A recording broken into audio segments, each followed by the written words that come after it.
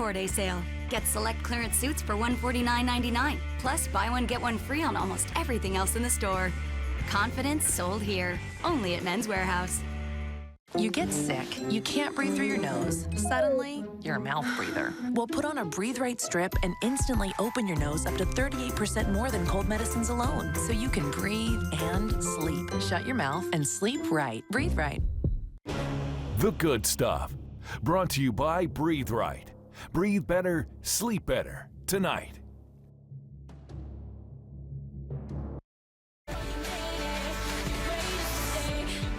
It's Friday. The world is bubbling with trouble, so we need the good stuff, and here it is. Title: A typo is a blessing. Backstory: the Pinellas County Sheriff's Office orders a custom rug for their lobby. It says, "In God we trust." Beautiful. Sits there a couple of months, then an eagle-eyed deputy notices it actually reads, "In dog we trust."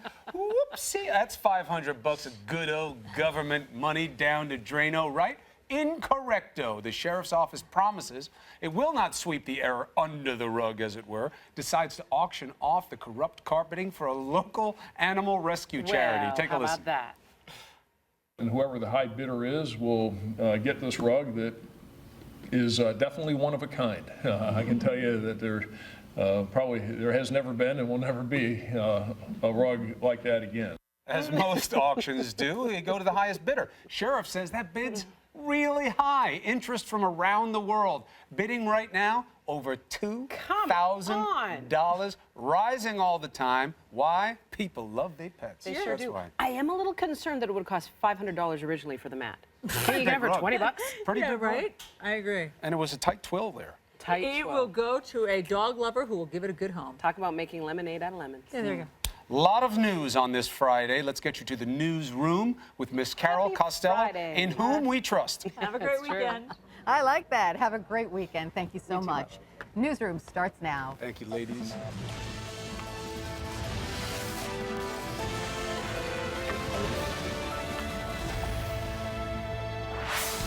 And good morning. I'm Carol Costello. Thank you so much for joining me. We begin this hour with a continent on alert and millions of people on edge. A massive anti-terror sweep descends over much of Europe, and harried government officials say a sprawling jihadist network was not only in place, but also on the verge of striking. Here's what we know right now. One intelligence source says there were as many as 20 sleeper cells nestled in neighborhoods in plain sight. As many as 180 people awaited their orders to strike. The target's a huge swath of Western Europe, France, Germany, Belgium, and the Netherlands. And Belgium may have been in the most immediate danger. Intelligence agencies both in Europe and the Middle East say the threat of the attack was imminent there. But here's an unnerving reality check.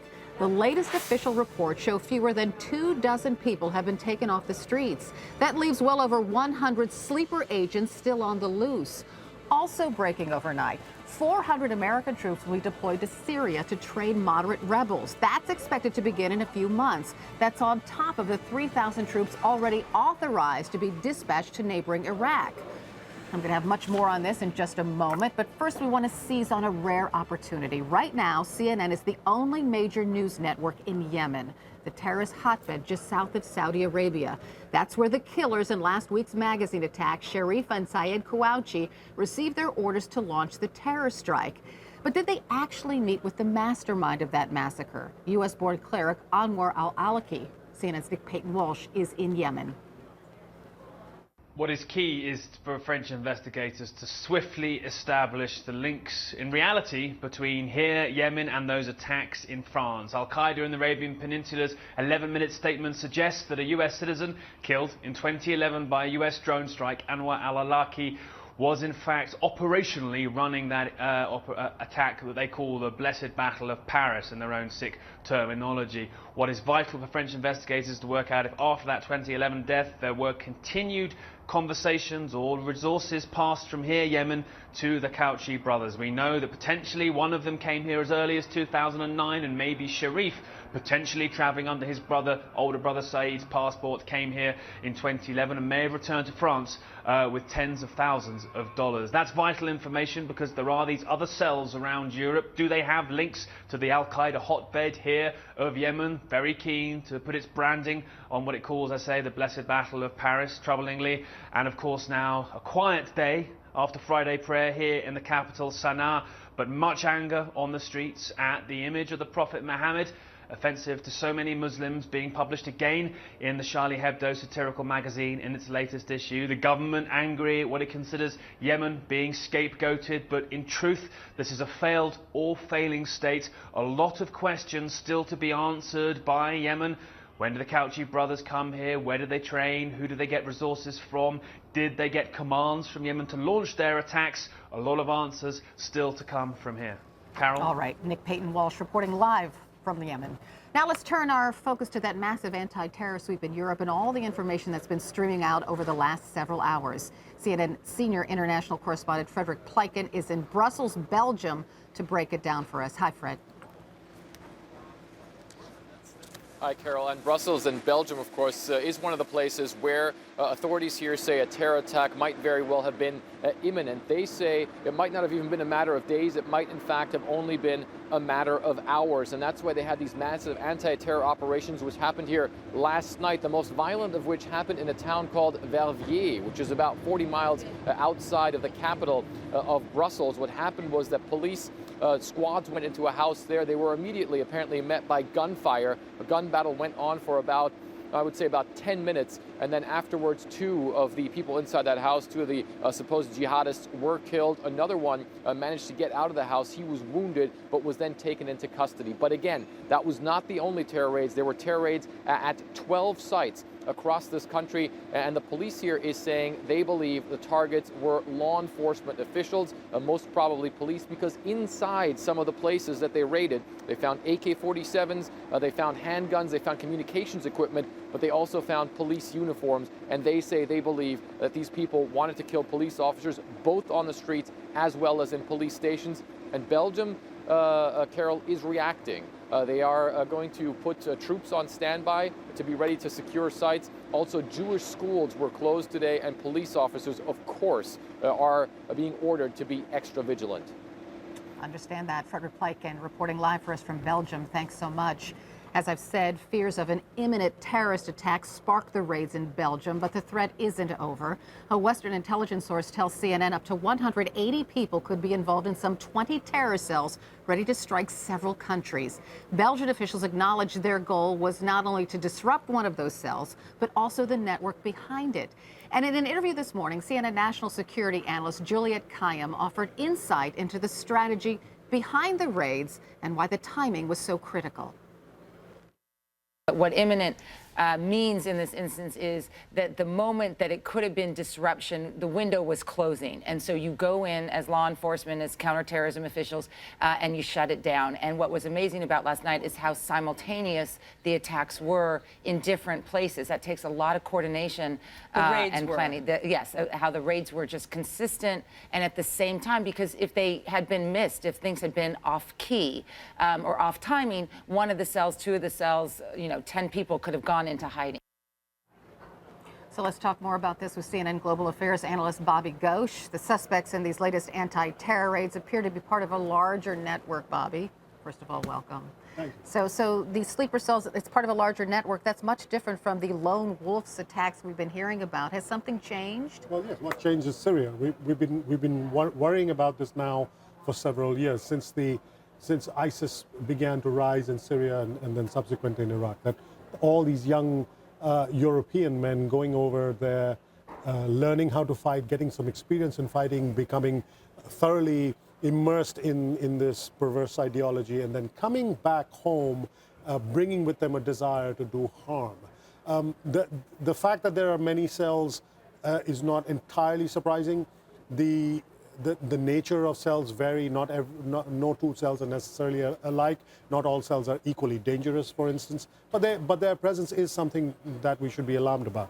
The other alarming thing is the geographic spread, obviously, not just in one country or one city, but in multiple countries.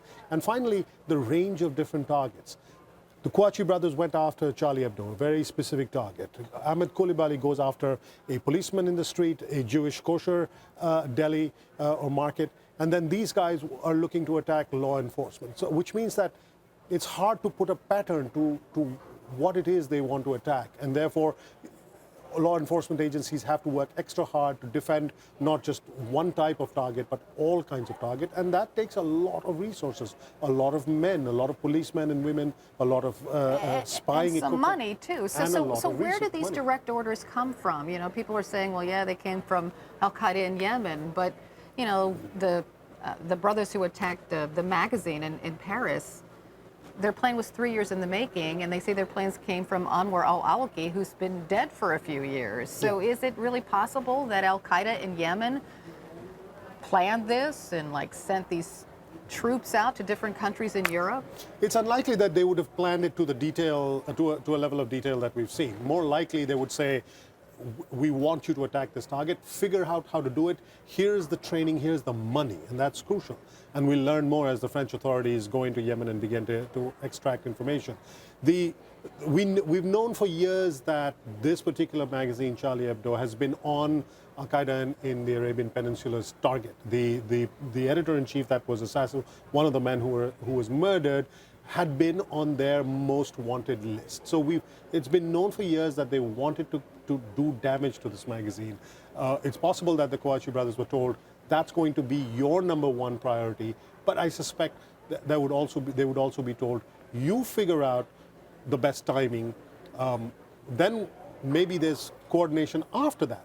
Once they've figured it out, once they've, let's say, they've scoped out the place, they've worked out when the editorial board meeting takes place, when it makes more sense to conduct an attack.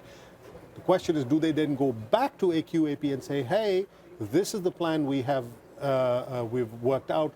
Do we get a green signal for you? Or maybe they don't need the green signal, which is more dangerous. Maybe not. The other question I had, you know, Belgium, like who knew, right? All these sleeper cells in Belgium. Where were intelligence officials? Were they just waiting? Did they know about these sleeper cells, or did this attack in Paris have to happen before they acted? No, they knew the cells were there. Now, Belgium, despite being a very small country, fewer than 12 million people, has been disproportionately represented in the number of people who've gone to fight in Syria and Iraq. And these investigations in Belgium have been going on for weeks before Paris. So the intelligence officials in Belgium knew these cells existed and had been tracking them. What happened is that once Paris took place, the alarm grew that would inspire one or more of these cells to activate. And so they felt that it was important to go in quickly. Again, we don't have all the information. We'll find out, I'm sure, in the next days and weeks ahead, whether there was specific chatter, whether when they were listening in on this cell, they heard something about, well, this has happened in Paris, we need to start attacking now. Perhaps that was what set off the police raid. But, you know, talking about small mercies, the fact that they were able to conduct all of these raids quickly, simultaneously, and efficiently suggests that they've been watching very closely. And it is to be hoped, anyway, that they're watching others as well. I hope so. Bobby Ghosh, thanks so much, as always. The West isn't the only place worried about ISIS. According to reports, Saudi Arabia is beefing up security. It's actually building a 600-mile-long wall. This wall is supposed to keep terrorist fighters from crossing over its northern border from Iraq. Now, this picture gives you a sense of what the wall will look like when it's all finished. Among the many security protections, a triple-layered steel fence, 40 watchtowers, 7 command and control centers, a surveillance radar, and underground motion detectors. We'll keep you posted on its progress. Still to come in the newsroom, Muslim Americans are distancing themselves from the terror attacks in France. I feel like Muslims are finally standing up and saying, hello, they're crazy. What are we supposed to say about these people? How can we keep on apologizing for these nut jobs? We'll hear more from the outspoken Anousheh Hassan next, including why she says the millions of peaceful Muslims in the world should not be made to apologize for terrorists.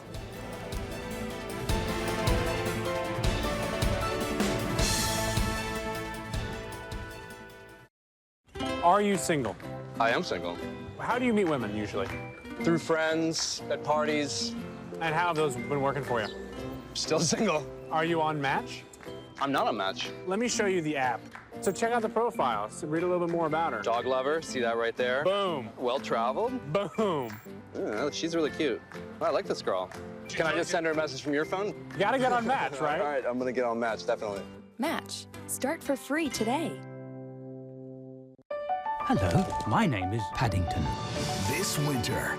How would you like to come home with us? Oh, yes, please. Critics are unanimous. Paddington is absolutely charming. Well, I hope I don't look weird. Outrageous, wonderful, never before seen. Look at this. 5 stars. Good. A magical experience you will never forget. It's lovely. That might just melt the heart. That was amazing. Paddington, rated PG, now playing everywhere. Ameriprise asked people a simple question. Can you keep your lifestyle in retirement? I don't want to think about the alternative. I don't even know how to answer that. I mean, no one knows how their money's going to last. I try not to worry, but you worry. What happens when your paychecks stop?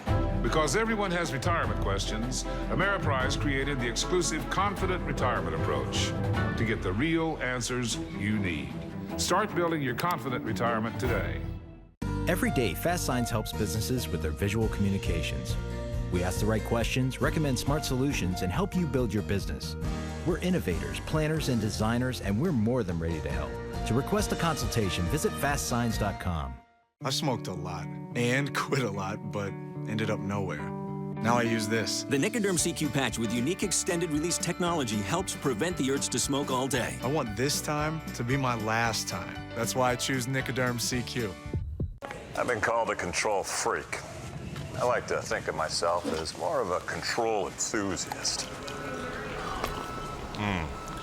Perfect 177 degrees. And that's why this road warrior runs from National. I can bypass the counter and go straight to my car. And I don't have to talk to any humans unless I want to. And I don't. And National lets me choose any car on the aisle. Control. And so, what's the word? Sexy. Go National. Go like a pro.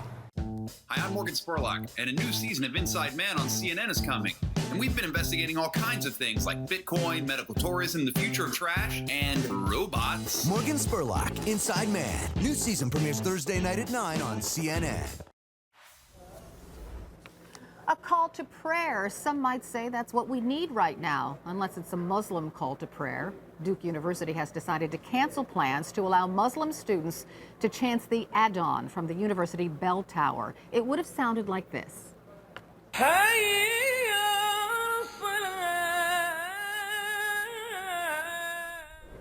It's the Muslim call to prayer. Duke canceled it in part because of pressure from Christian donors, including Franklin Graham, who wrote on his Facebook page, quote, Christianity is being excluded from the public square, and followers of Islam are raping, butchering, and beheading Christians, Jews, and anyone who doesn't submit to their Sharia Islamic law.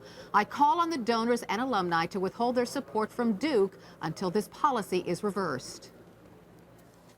Violence is there and it's coming, and it's going to come to this country. It has nothing to do with what I say. I'm just trying to warn America as to what's coming. Duke says its decision to cancel the call to prayer is also because a number of Muslim students and faculty have been threatened. Duke says those threats are external, but it has not provided any other details. Now, what happened to Duke worries American Muslims like Anousheh Hussain. She's the editor-in-chief of AnoushehsPoint.com and an expert on global women's issues. I sat down with her to find out what it's like to be Muslim in America today. When terrorist attacks happen, like what happened in Paris, Yes. you as a Muslim woman, what goes through your mind? I'm like, oh my goodness, these crazy people have done something so violent and disgusting, and every single brown person is going to be on TV in the next week or so, having to apologize, having to explain. And what I really like what's happened with this recent Paris attacks is that I feel like Muslims are finally standing up and saying, hello, they're crazy. What are we supposed to say about these people? How can we keep on apologizing for these nut jobs?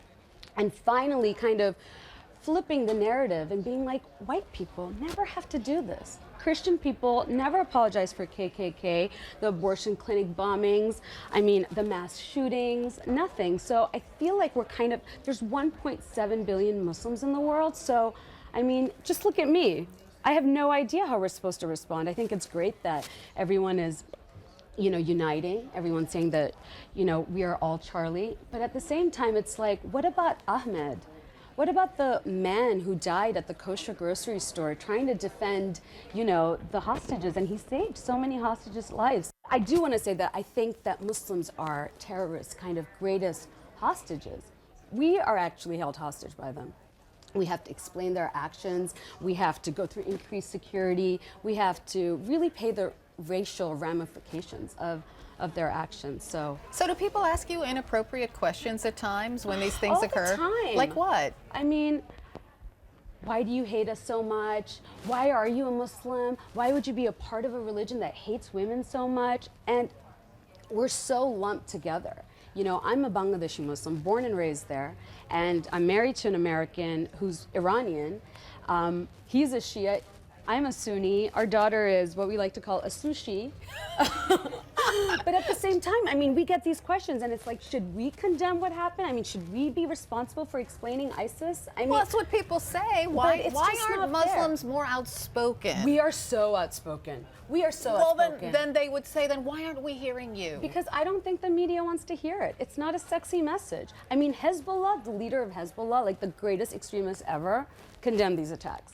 These attacks have been condemned by every single major Islamic organization, Muslim organization, women's rights, I mean, you name it, okay, everybody. But nobody wants to hear this. Everyone's all like, where are the moderates? What's going on? I mean, like if we condoned what was going on, then you really wouldn't hear a peep. But I think my theory is that the West and the media in general, let's not say the West, but this image of the veiled Muslim woman, this victim who is so helpless, uneducated, and oppressed, there's really nothing sexier that you could put on TV. I really don't think they want to let that tagline go. They don't want to hear about, I mean, I'm not the only modern Muslim woman.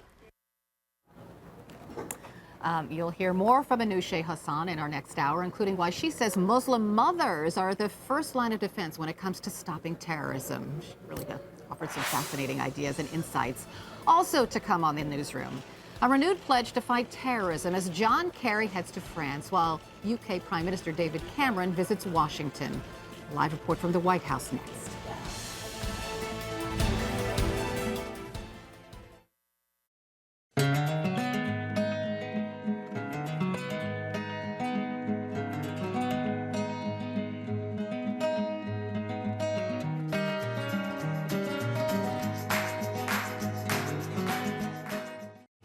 It's time. Into the Woods has critics and audiences under its spell. Go to the wood! It's a masterpiece and the must-see movie of the season. It's not what I expected. Oh my God. Into the Woods, rated PG.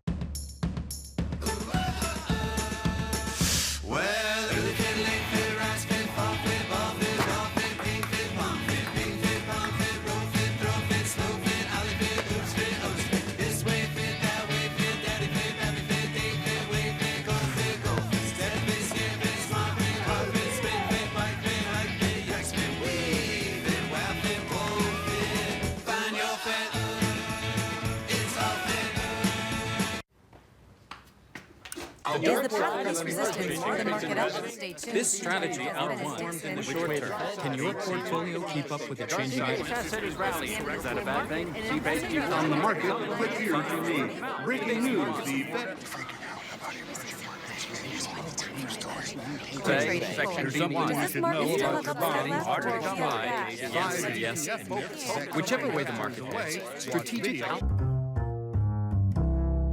The power has shifted. What will it mean for President Obama's State of the Union address? Wolf Blitzer, Anderson Cooper, and Jake Tapper lead special coverage. The only network that tells you what it really means for both sides. Special coverage starts Tuesday night at 7 on CNN. You want to fix this mess? A mess? I don't think... What's that? Snapshot from Progressive. Plug it in and you can save on car insurance based on your good driving. You sell to me? No, it's free. Want to try? You try this if you try not this. Okay.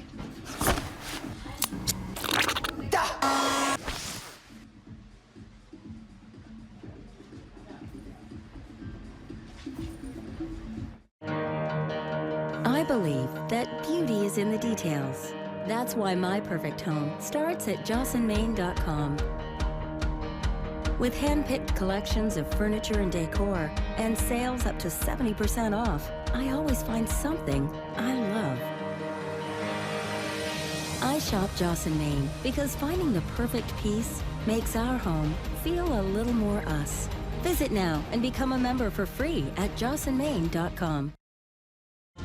Anderson Cooper 360. Tonight at 8 Eastern on CNN. A living nightmare. That's how John Kerry described the Charlie Hebdo attacks during a visit to Paris, where he met with the president, Francois Hollande. Kerry, who laid a wreath at a makeshift memorial at the kosher supermarket involved in one of the attacks, said he wanted to, in his words, share a hug with all of France. Kerry's visit comes as British Prime Minister David Cameron makes a two-day trip to Washington. One thing on his agenda, fighting terror. White House correspondent Michelle Kaczynski joins us now from the White House. Good morning, Michelle.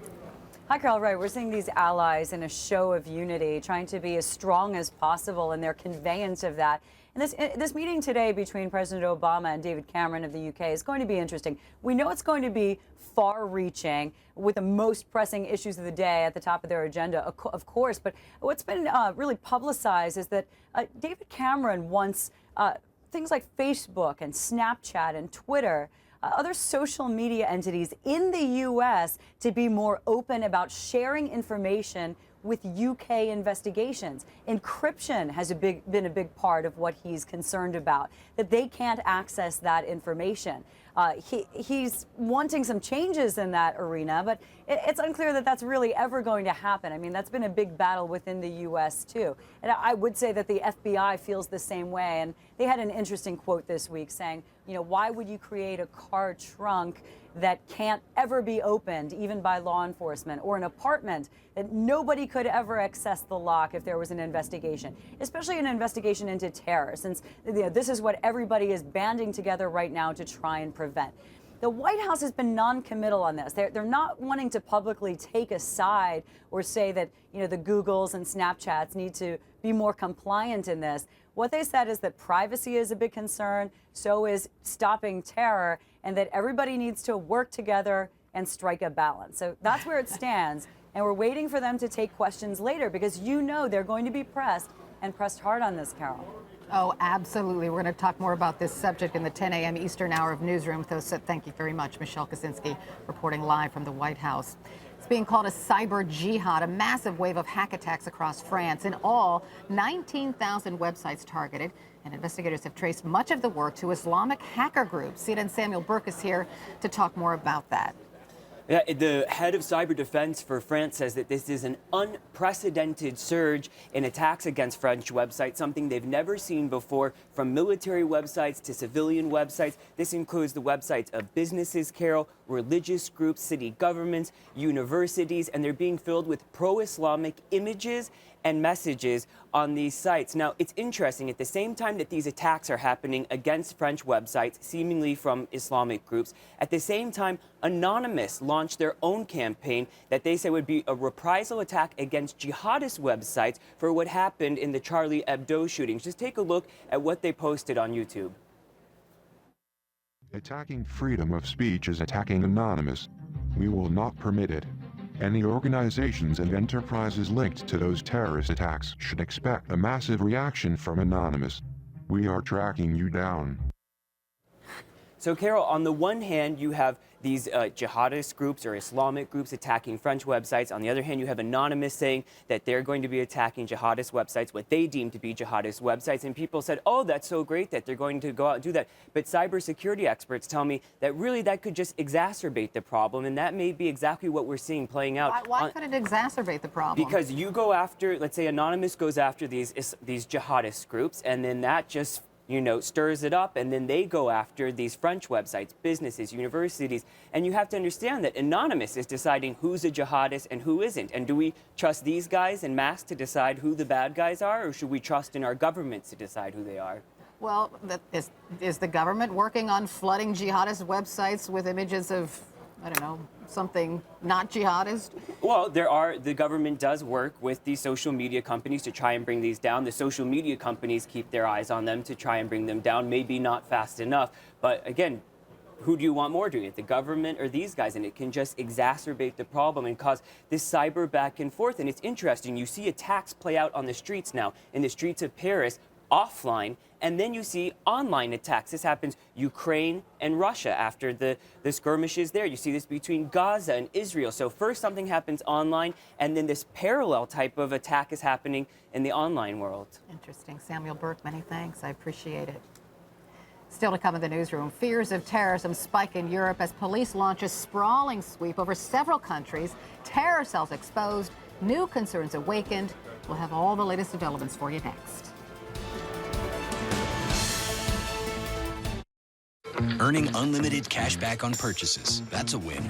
But imagine earning it twice. Introducing the Citi Double Cash Card. It lets you earn cash back twice. Once when you buy, and again as you pay. It's cash back, then cash back again. And that's a cash back win-win. The Citi Double Cash Card, the only card that lets you earn cash back twice on every purchase. With 1% when you buy, and 1% as you pay. With 2 ways to earn, it makes a lot of other cards seem one-sided. I've smoked a lot and quit a lot, but ended up nowhere. Now I use this. The Nicoderm CQ patch with unique extended release technology helps prevent the urge to smoke all day. I want this time to be my last time. That's why I choose Nicoderm CQ. Are you on Match? I'm not. I don't know. I guess I want to do it on my own, or... How's that working for you? Not so great. She is shaking her head. I told her that if I wasn't married, I would be on Match for sure. Match. Start for free today. Nervous whitening will damage your teeth? Introducing new Listerine Healthy White. It not only safely whitens teeth, but also restores enamel. Lose the nerves and get a healthier, whiter smile that you'll love. Listerine Healthy White. Power to your mouth. Hi, I'm Joan London, and if you're worried about your parent or a loved one living alone like I was, and you want reliable senior care information, then call A Place for Mom, the nation's largest senior living referral service. You'll get free information on assisted living, Alzheimer's care, nursing homes, even important financial information. Finding an apartment that was on the courtyard with the view of the trees, the view of the ducks, the stream, the creek, all of that, that was what I needed. Mom and Dad, we found this place. It's great. You can afford it. You're going to love it. Let's go look at it. So if you're struggling to find reliable senior living information, call A Place for Mom. This is a free service, and you can trust them to help you. If you're struggling to find reliable senior living information for your mom or dad, then call or go online to get all the free help you need. Call 800-360-3797, 800-360-3797. Bad things happen away from your medicine cabinet. Urgent RX Fast Powders are new, fast-acting medicines that are ready whenever, wherever. Just rip open the package, pour the flavored, fast-dissolving powder into your mouth. Urgent RX Fast Powders. Right now, relief.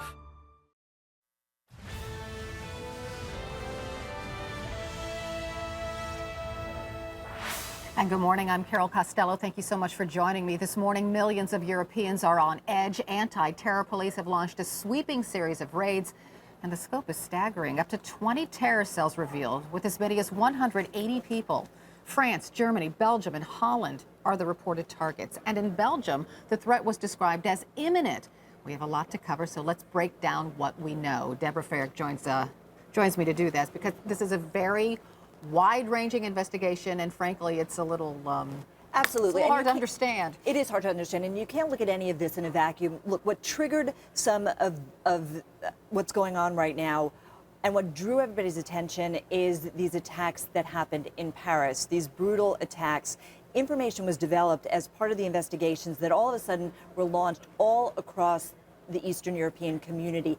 Authorities there have people under surveillance. They're very aware that the terror problem is a big one, and that these people coming back from Syria are in fact primed and ready to act. But now what we're seeing is all of it play out in a very real and meaningful way. So you have what happened with this sort of sleeper cell in Paris, these two individuals who had traveled to Yemen, who may be part of one terror group, but then you have members of another terror group who are coming back, people who have been under surveillance, but people who are now being picked up in part that we learned because there is information that's being developed, information that all of a sudden people realized that time was not an option. There was no luxury to wait for a day, wait for another day. And so now you're seeing these sweeps that occurred happening in Belgium, and you're likely to see more sweeps, more arrests happening in other parts of the European So Union. what you're saying, they're not directly connected, but police investigated them because of what happened in Paris.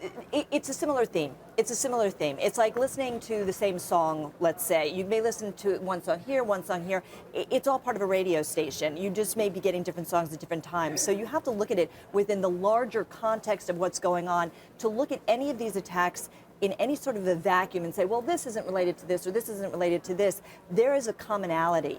You will talk to security experts. They will tell you there are link analysis that say that there are things that are very similar, things that are very common, and you cannot rule that out and look at it independently. This is not an independent action that's going on all through Europe. This is part of something much larger, all of it with its same fundamental roots traced back to certain terror groups. And that's the connectivity. I want to bring in our terrorism analyst, Paul Cruikshanks, to just sort of help us understand more about this. So we always heard about those lone wolf attacks, but now that all of these sleeper cells are being uncovered, does that sort of throw that theory out the window? Well, for a start, Carol, they're not sleeper cells. I mean, these people have recently come back from Syria. These are not people who've been asleep for 2 or 3 years. They've been monitoring since they came back from Syria, the Belgians, very, very heavily.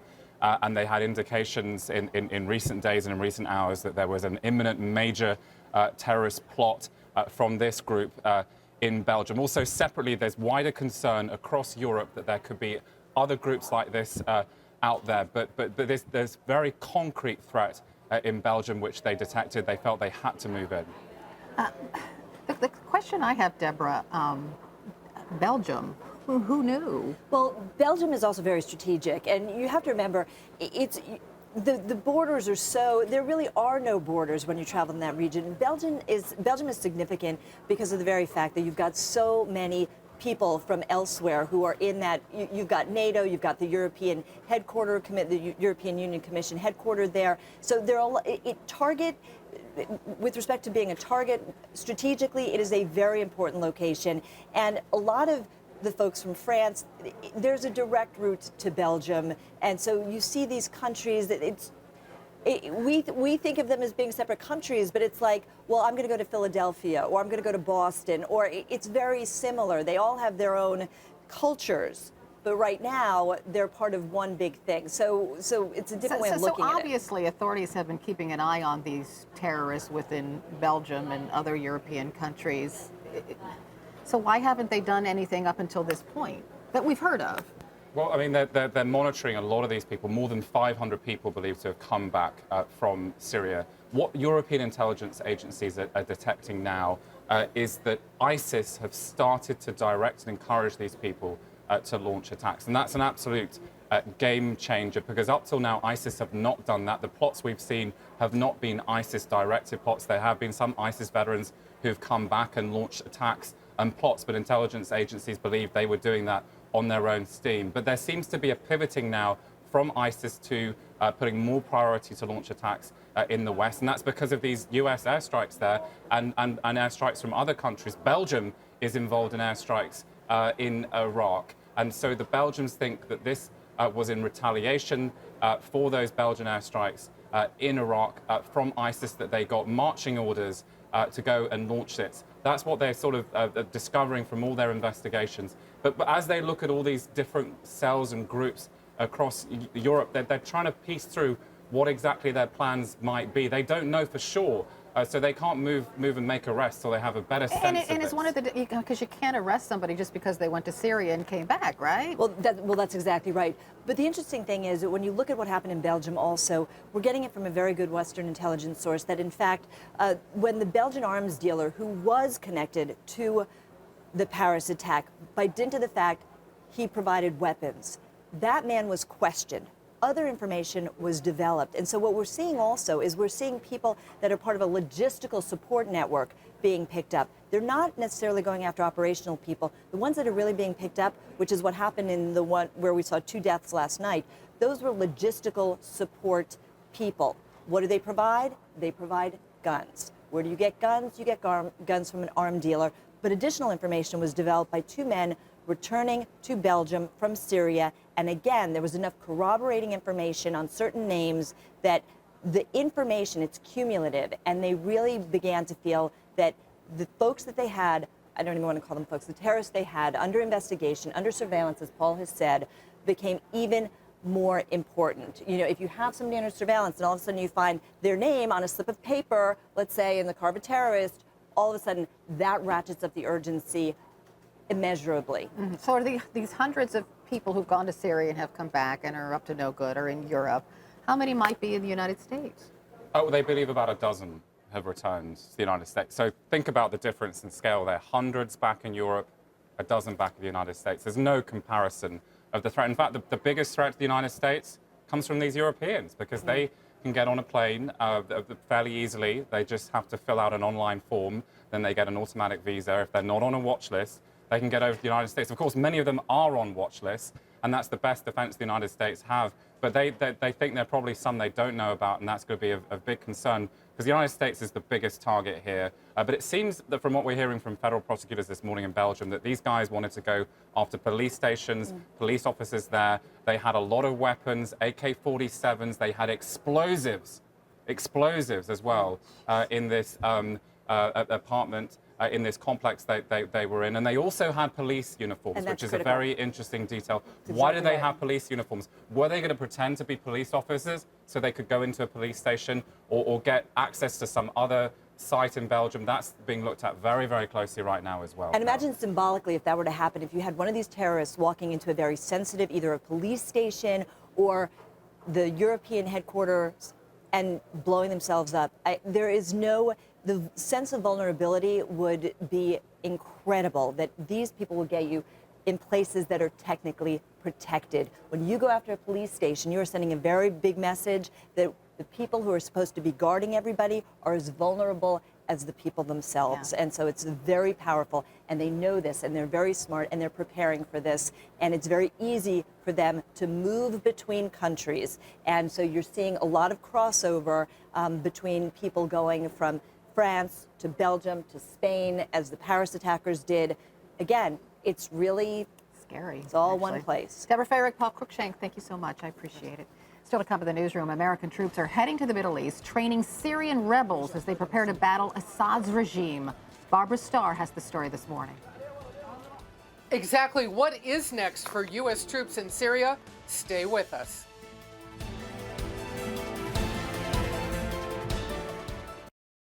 Set your sights on confidence and serious savings at the Men's Warehouse 4-Day sale. Get select clearance suits for $149.99. Plus, buy one, get one free on almost everything else in the store. Confidence sold here, only at Men's Warehouse. My advice for healthy-looking, radiant skin? A good night's sleep and Aveeno. Only Aveeno Positively Radiant has an active naturals total soy formula. It helps reduce the look of brown spots in just 4 weeks. Aveeno, naturally beautiful results.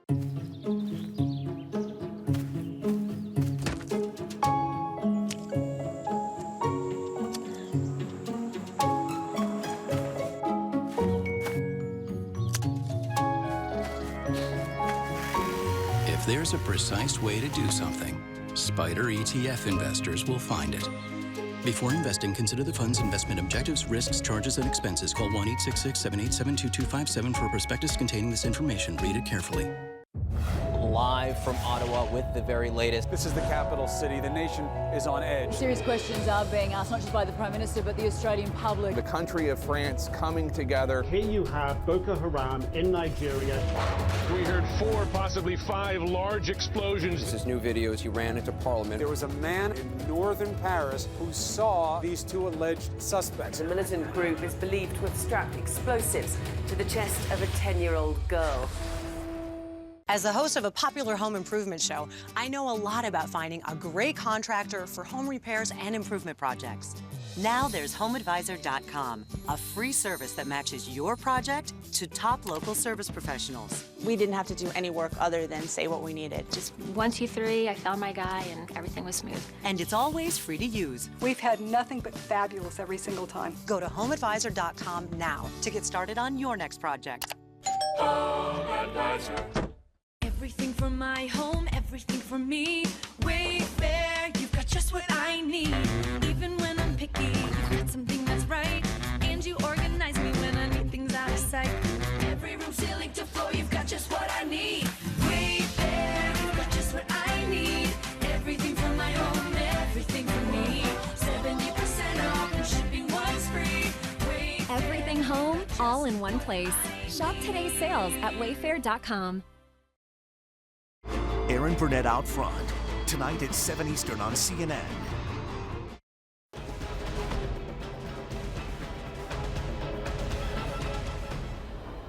The Syrian rebel army is about to get formal training courtesy of the U.S. government. The Pentagon has announced a plan to send 400 American troops plus hundreds of support staff overseas to train moderate Syrian opposition troops. Pentagon correspondent Barbara Starr joins us with more details. Good morning, Barbara. Good morning, Carol. These are the details that everybody's been waiting for. About 400 U.S. troops, some special operations, some regular Army, regular Marine Corps, will be headed to a number of countries, Turkey, Saudi Arabia, and Qatar, possibly as soon as March, to begin to set things up for the training of some 5,000 moderate, so-called moderate Syrian rebels to go back into Syria and fight ISIS. Where this stands right now is they've done one crucial thing. They've begun to develop the standards for how to vet these rebels. How do you make sure when you accept someone for U.S. military training to go back to Syria, you're not just putting a weapon in the hands of somebody who might be a militant who might go back and join ISIS? So they've worked on some of those details. They're going to start setting up the facilities. They're going to get ready. They're going to begin over the coming weeks. All of this was expected. Why is it so critical? Well, one of the big issues is the U.S. doesn't have any boots on the ground in Syria. And it wouldn't, of course, be U.S. boots on the ground anyhow. But if they can get these 5,000 Syrian rebels back on the ground inside Syria, not only can they maybe begin to fight ISIS, but they are U.S. eyes and ears on the ground. They can collect intelligence, essentially. They can tell the U.S. what is going on inside Syria, where ISIS is, how it's communicating, where it's moving around. Much more granular detail that the U.S. really needs and wants in fighting ISIS in Syria. Syria, of course, the real stronghold of ISIS right now, where it is largely unchecked. Carol? I know you say this was expected, but in light of what happened in Paris, have things been sped up? I don't think we actually see any indication of it being sped up because of current events, either the Paris attacks or the situation in Belgium. But what U.S. military officials will tell you is what is going on in Europe underscores the biggest worry right now in terms of U.S. homeland security, that people traveling from Europe to join up with militant jihadist groups in Syria and then come back to Europe, as we have seen, potentially be able to get into the United States if they are from a country in Europe which does not require a visa to enter this country. That's a huge concern. So it just really underscores the need and the urgency to find more ways and better ways to deal with ISIS. The U.S. has long said it won't be airstrikes alone. Those have been going on for months. They're doing some good, but unless you can get people on the ground fighting ISIS, it's never really going to make a substantive difference. Carol? All right. Barbara Starr reporting live from the Pentagon. Thanks so much. Still to come in the newsroom, the FBI says his plan to attack the Capitol was ready to go. Now this U.S. terrorist suspect is just hours away from his first appearance in federal court. Alexandra Field is there. Hey there, Carol. Chris Cornell will have to move from the county jail to the federal courthouse. His parents say they'll be there to support their son. And coming up after the break, we'll talk about what they're saying about their son now.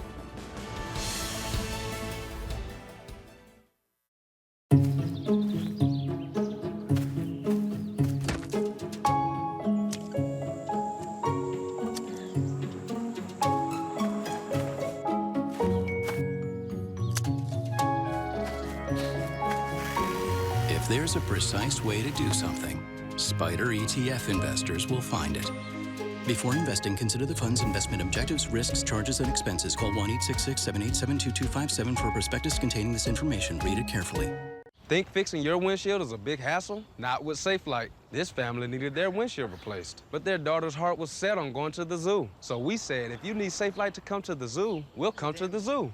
Oh yeah, we can fix that. Only SafeLight can fix your windshield anywhere in the U.S. with our exclusive mobile glass shops and our one-of-a-kind True Seal technology for a reliable bond. Thanks so much. Service that fits your schedule.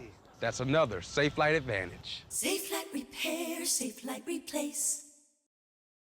Set your sights on confidence and serious savings at the Men's Warehouse 4-day sale. Get select clearance suits for $149.99. Plus, buy one, get one free on almost everything else in the store. Confidence sold here, only at Men's Warehouse. We're going to break an unbreakable Nazi code and win the war. Oh. The Imitation Game is the best film of the year and now nominated for the Academy Award for Best Picture. The Imitation Game, rated PG-13. Your paycheck. Your family depends on it.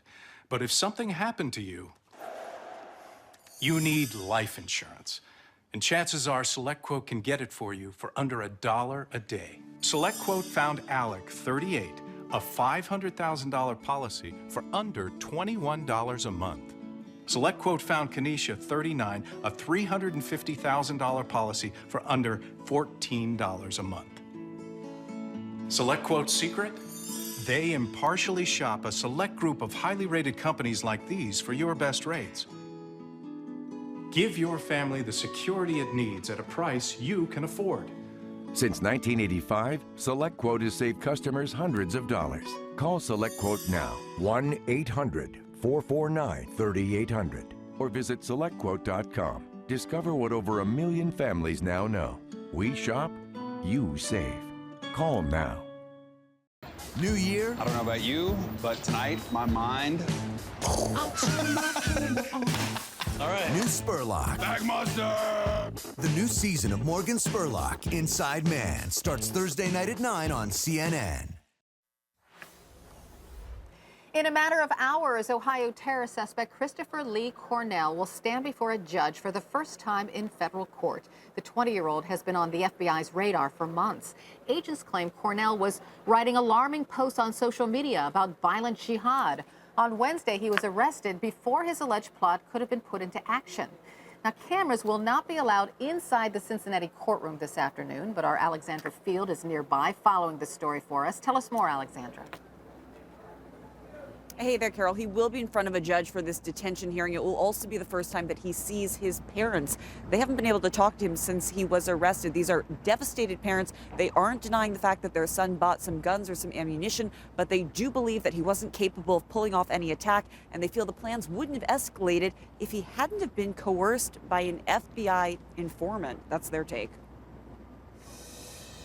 Christopher Cornell was a high school wrestling star. His parents say they once had high hopes for a bright future, but he didn't seem to find his path after high school.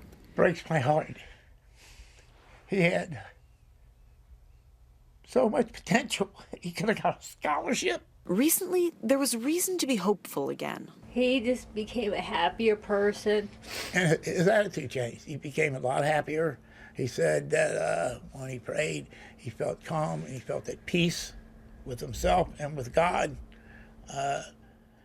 He became just happy-go-lucky. He grew out his beard and adopted Islam after reading a lot about it, and his parents saw signs his beliefs had really taken hold. He would come in at prayer time, say his prayers. At the same time, the FBI says he was planning a deadly attack. On Wednesday, agents raided the family's Cincinnati home, seizing a book Cornell had written in and a computer. Online, authorities say he told an FBI informant he wanted to commit violent jihad. Over several months, investigators monitored the plot as it was taking shape. Authorities say pipe bombs would be placed in the Capitol and people would be shot as they fled the scene. No. I don't think Chris ever wanted to hurt anyone, and then why say it, and why walk into the gun shop? I believe he was coerced. FBI agents arrested Cornell Wednesday after he bought 2 semi-automatic rifles and 600 rounds of ammunition at the point-blank gun shop and range in Cincinnati. We had the forewarning that he was going to come in, but then also they had greased the skids a little bit so that things would go smoothly as a part of the sale. Asked to help authorities in the sting, John Dean sold Cornell exactly what he asked for. I'm getting a lot of thumbs up today. How did he strike you? Did he know what he was talking about? He did. He struck me as someone who had done some research, but hadn't actually had a lot of hands-on experience with the gun. Cornell had never fired a gun, according to his parents. They say he never talked to them about ISIS, and he showed no signs of anger or violence. They say he spent much of his time alone. Did he have friends?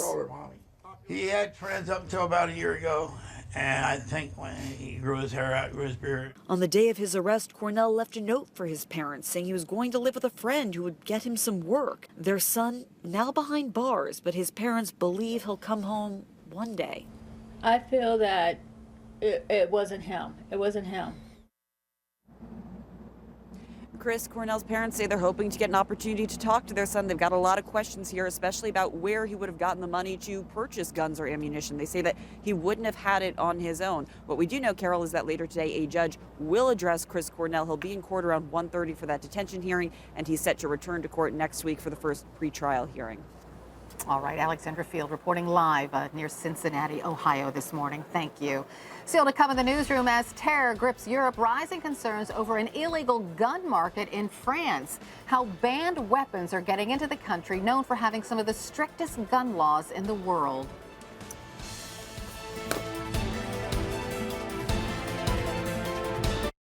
You get sick, you can't breathe through your nose. Suddenly, you're a mouth breather. A mouth breather.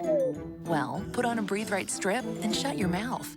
Cold medicines open your nose over time, but add a Breathe Right strip and pow, it opens your nose up to 38% more, so you can breathe and do the one thing you want to do, sleep. Add Breathe Right to your cold medicine, shut your mouth, and sleep right. Breathe Right. And look for the calming scent of new Breathe Right lavender in the sleep aisle. Hello, my name is Paddington. This winter. How would you like to come home with us? Oh, yes, please. Critics are unanimous. Paddington is absolutely charming. Well, I hope I don't look weird. Outrageous, wonderful, never before seen. Look at this. 5 stars. Good. A magical experience you will never forget. It's lovely. That might just melt the heart. That was amazing. Paddington, rated PG, now playing everywhere.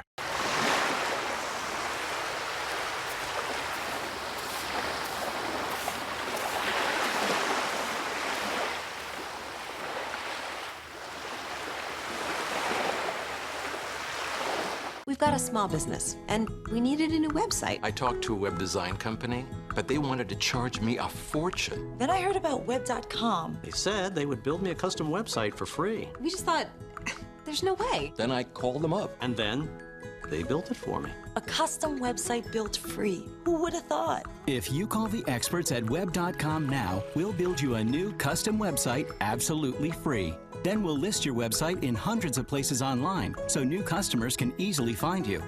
If you're happy with your new website, we'll continue to provide promotion, hosting, support, and maintenance, all for one low monthly fee. If not, cancel and pay nothing. And when they say nothing, they really mean nothing. Call right now and get a free .com or .net domain name for your new website powered by VeriSign, the world's leading domain name provider. You say it, we build it free. It's as easy as web.com. Call 1-855-885-2820 today. I'm Don Lemon. This is CNN.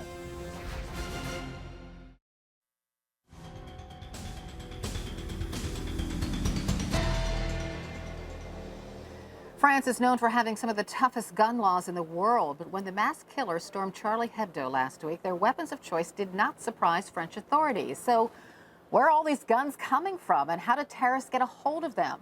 Aaron McLaughlin did some digging.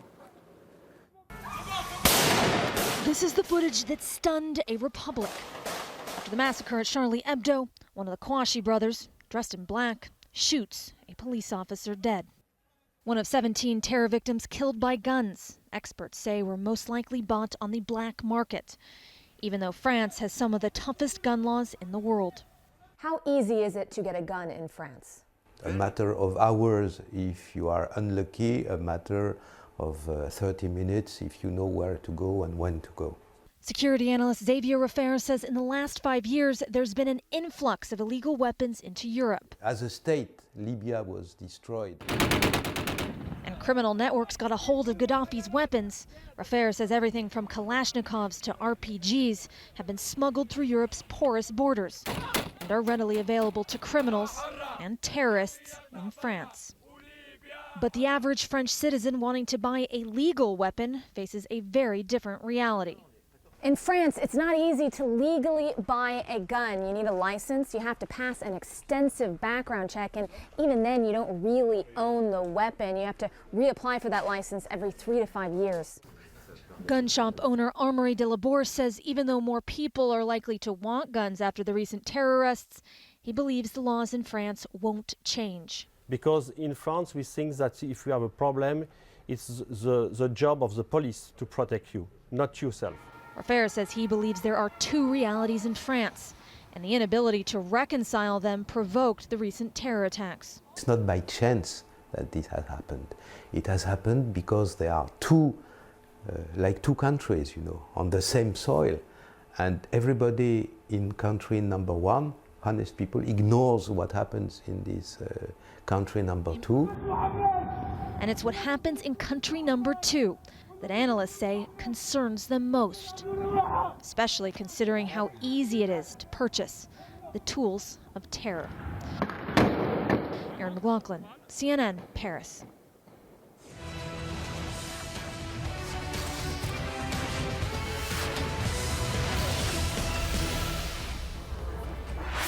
And good morning, I'm Carol Costello. Thanks so much for joining me. We begin this hour with a continent on alert and millions of people on edge. A massive anti-terror sweep descends over much of Europe, and harried government officials say a sprawling jihadist network was not only in place, but also on the verge of striking. Raids sweep across a huge swath of Western Europe, France, Germany, Belgium, and the Netherlands. In Belgium, the threat is described as imminent. French police have detained at least a dozen people in connection to last week's killings in and around Paris. The people arrested are suspected of providing logistical support for those attacks. Also this morning, Secretary of State John Kerry paid his respects to some of the victims. He laid a wreath at the makeshift memorial outside of the kosher grocery store where those 4 hostages were killed. We'll have much more on this in just a minute, but first we want to seize on a rare opportunity. Right now, CNN is the only major news network in Yemen, the terrorist hotbed just south of Saudi Arabia. That's where the killers in last week's magazine attack, Sharif and Saeed Kawauchi, received their orders to launch their terror strike. But did they actually meet with the mastermind of that massacre, U.S.-born cleric Anwar al-Awlaki? CNN's Nick Payton-Walsh is in Yemen. What is key is for French investigators to swiftly establish the links in reality between here, Yemen, and those attacks in France. Al-Qaeda in the Arabian Peninsula's 11-minute statement suggests that a US citizen killed in 2011 by a US drone strike, Anwar al-Awlaki, was in fact operationally running that attack that they call the Blessed Battle of Paris in their own sick terminology. What is vital for French investigators to work out if after that 2011 death there were continued conversations or resources passed from here, Yemen, to the Kawauchi brothers. We know that potentially one of them came here as early as 2009, and maybe Sharif, potentially travelling under his older brother Saeed's passport, came here in 2011 and may have returned to France with tens of thousands of dollars. That's vital information because there are these other cells around Europe. Do they have links to the Al-Qaeda hotbed here of Yemen? Very keen to